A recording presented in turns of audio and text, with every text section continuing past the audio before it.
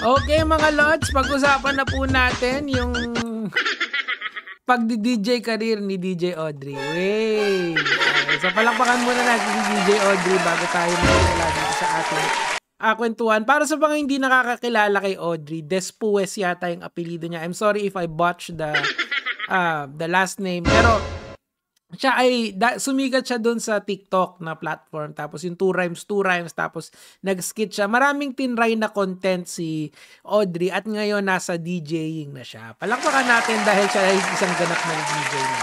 Ngayon, nakakakuha kasi ng maraming kritisismo si idol mong DJ Audrey. Ngayon, kayo na lang po ang bahalang mag-explica kung ito ba ay okay or hindi. Panoorin natin. So, ito yung kasagsagan ng mga flood control issue and ito yung naging theme song nung mga panahon na yun, di ba? Yung kayo po na nakaupo. So habang nagpa-party ka, bigla kang nagwelga. Because of this, she got, hindi lang naman ito kung titignan nyo yung mga content niya na nagdi-DJ siya, at one point, naka-off comment siya. Teka, hanapin natin yung simula nitong ano na to. Kasi matagal na siya nagdi-DJ. I believe last year pa yata or basta, putik. And pag tinignan mo yung kanyang pag tinignan mo yung kanyang comment section, ayan, sarado. Ayan, thank you Lord. Ayan, sarado, puro sarado. Kasi nga, since nag-career change siya, kasi para sa akin, career change to, medyo masasabi ko na hindi naging positive yung reception ng tao, unlike yung 2 rhymes. Kasi, in my opinion, marunong naman siya mag-freestyle. Although, masasabi ko na hindi siya yung the best, but someone na maganda, tapos ma-appeal, na nag-freestyle, talagang bentang-benta na yan, lalo na dun sa mga mga sims na tao. Ngayon kasi medyo hindi siya binibili kasi nga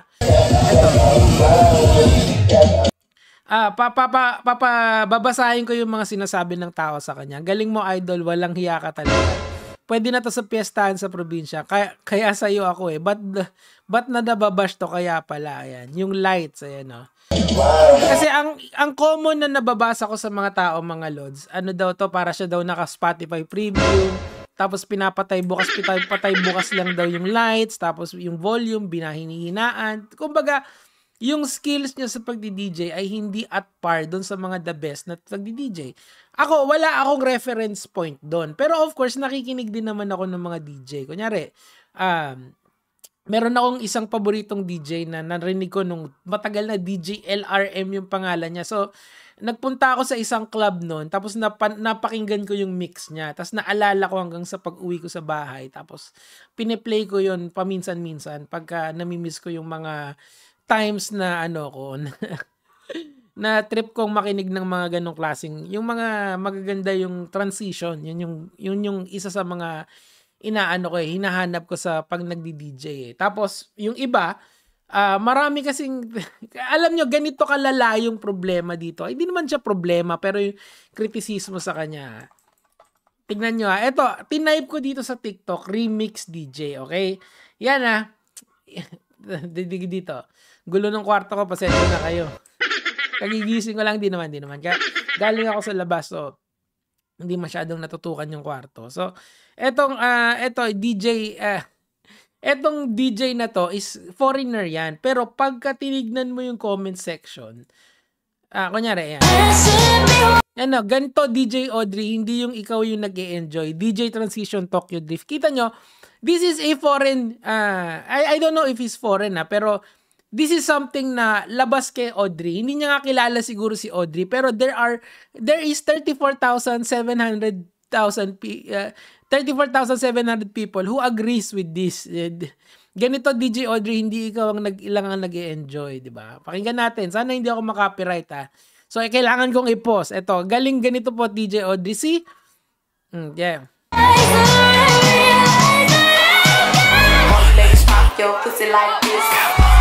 Diba? I think Filipino siya or Asian siya at the very least. Tingnan pa natin This is random DJs na nagva-viral. Ito, isang si DJ Josh. Pasabi kay DJ Audrey ganito mag-mix ng kanta, hindi yung siya lang yung nag-i-enjoy. Nakikita nyo yung yung dilemma ni DJ Audrey dito. Although masasabi ko naman na hindi niya kasalanan to totally, pero the hate is really palpable sa kanya. Now, Nico David, yung mga nagko-comment naman kay DJ Audrey, hindi rin naman sila mga DJ. So anong karapatan nila na i-judge si DJ Audrey? Ganito lang yan ganito lang yan. Halimbawa, kumain ako sa Jollibee, okay? Tapos kumain ako sa McDo, okay? So, meron akong opinion sa Jollibee, meron akong opinion sa McDo. Tapos kumain din ako sa bahay ng fried chicken. So, pwede ako magkaroon ng opinion dun sa tatlong klaseng, tatlong klaseng fried chicken na yon. Hindi naman ako expert sa pagluluto, pero pwede ako magbigay ng opinion doon. Kasi nga, natikman ko yung mga pagkain na yun eh. So, pwede ako magkaroon ng opinion sa kanya. And pwede rin naman din ako magkaroon ng opinion sa bagay na hindi ako isang eksperto. At eto yung music. Bakit? Kasi napakinggan ko yung mix ni Audrey.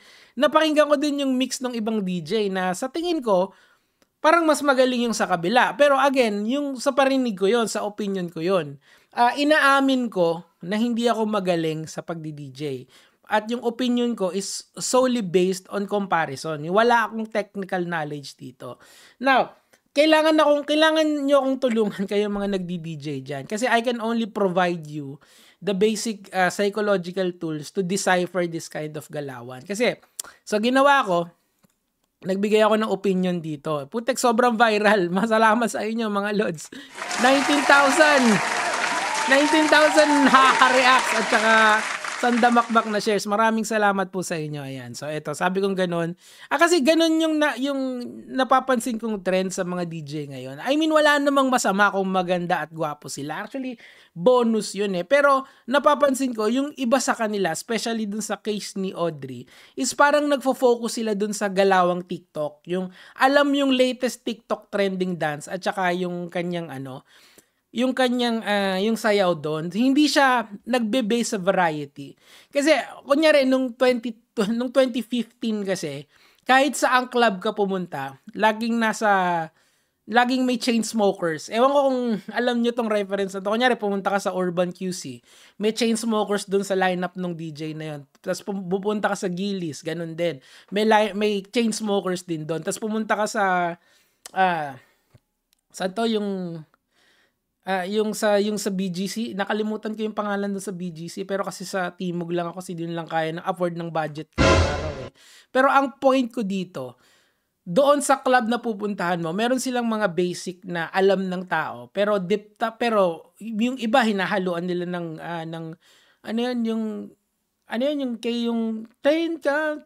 nakalimutan ko yung kanta na yun eh, basta yung Running Man Challenge, yung ganun, yung gumaganon. So, bago pa yun sumikat sa TikTok, yung DJ Boo, yung yung kanta niya, yung My Boo yata yung title nun. So, and then, yung ibang mga mix na iba-iba. So, ang sinasabi ko, meron silang basic, meron silang malalim. Kumbaga, malalim yung hugot ng playlist nung 2015. So, ngayon kasi hindi na ako nagkaginito kasi matanda ng kuya nito. I would rather yung huling dayo ko, debate eh. Tagal nga nila ilabas eh. Kasi dumayo ako kila Ellie San Fernando para mag-debate eh. Pero ang point ko rito is ganito yung ganito na yung iba na yung eksena ngayon. Mas palagay ko sa nakikita ko ngayon, mukhang mas nagfo-focus sila doon sa mga trending music sa TikTok. Kumbaga para mabilis magets nung tao at just mabilis silang ma-hype, siguro ganun. Kasi based from what I hear, ito trip ni Shay yan, di ba? Local musician. Tapos ito yan.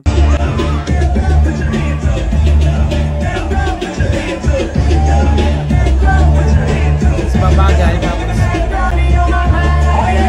Ayan, ang tagal ko nang everybody again. Si T-Pain ng kumanta niyan kung di ako nagkakamali eh, di ba? And they stay down. Ang tagal na niyan, Lord. Sobrang, nung panahon ko pa yan. Pero hanggang ngayon, relevant pa rin. So, yan lang yung depth na nakita ko dun sa mga pinakita niya sa akin. But, I'm not seeing 80s nostalgia na pwede mong i-combo dyan sa ganyan. Kasi ganun ko iniisip lagi yung pag-DJ na ganyan. Ngayon, as I promised, Bibigyan ko kayo ng siguro yung matalinong pag-criticize sa mga ganitong mga bagay. Kasi ako, hindi naman kasi ako expert pagdating sa pagdi-DJ. I can only give opinion based from what I know, personal knowledge ko, and based from what I think it is. Pero yung mga expert kasi, yung mayroon kasi tayong tinatawag na Dunning-Kruger effect. Okay, ang ibig sabihin ng Dunning-Kruger effect is hindi alam nung hindi magaling na hindi siya magaling. Gets nyo? So, merong mga ibang tao na galing sila sa sarili nila. Pero pag tinignan sila nung magagaling, mukha silang tanga. Hindi ko sinasabing si Audrey yun, hindi ako nagiging sarcastic dito. Ine-explain ko lang sa inyo kung ano yung Dunning-Kruger effect. Meron naman din magagaling na talagang expert sila pero hindi sila nagagalingan sa sarili nila. Kumbaga relative dun sa ginagalawan nilang mundo, hindi pa sila yung pinakamagagaling. Best example nito si Brian Scalabrine, si White Mamba. 'Di ba? Kasi yung normal na tao, tingin kay Brian Scalabrine, kay White Mamba is parang bano, okay? Kaso tandaan nyo, yung mga kalaban niya kasi magagaling. So yung mga magagaling, ang tingin sa kanya, hindi siya magaling. Normal siya or even lackluster or nasa mababang puder siya ng basketball doon. Pero pag linaban mo siya sa normal na tao, kahit yung mga prospect na bata-bata, natatalo niya at tinatambakan niya pa. Kasi relative sa bigger scale ng ng nagbabasketball, magaling siya. Kaya nga lang, yung sa best of the best, hindi siya nandun. So ngayon, ang tanong natin, nasan dun si Audrey? Kasi para sa akin, na nanonood sa kanya, ako na nakikinig, na nagka-club din ako nung araw, okay lang. O kumbaga, sakto lang. Ang pinaka nagdadala sa kanya, kasi siya si Audrey. Kilala ko siya sa TikTok. May history ako sa mga content niya. So pag nakita ko siya, wow, okay Ganun ako. Pagbibigyan ko siya out of baka ito yung trip niya, yung mga bars naman na pinupuntahan niya, kinukuha siya. So, wala akong magagawa doon. Pakikinggan ko na lang siya. Pag pinatugtog niya yung, kayo po na nakaupo, wala akong magagawa doon. Babounce na lang ako. Habang ako. Kaya nga ako, budos-budos na lang ako dito sa kwarto ko di ba?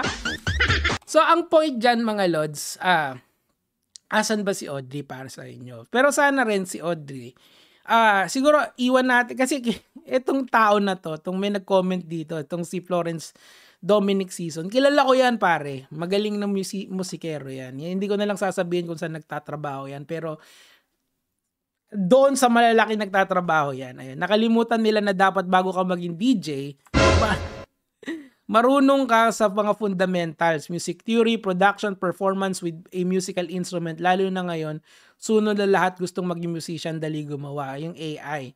Ang problema pag down ng internet nga, pag nirevise ng client gawa, walang maipakita, edit tumbling lang tulala. Magaling to, as in magaling tong tao na to. So, eto yung legit na criticism sa mga gustong pumasok sa pagdi-DJ. Hindi naman porke kaya mong bumili ng pang DJ equipment, DJ ka na kaagad, di ba? I think, yung barrier of entry kasi siguro mababa, pero yung pagiging skilled DJ, sa tingin ko yun dapat yung kunan ng respeto ni Audrey. Okay, yun lang naman po yung sa akin for today, gege mga lods.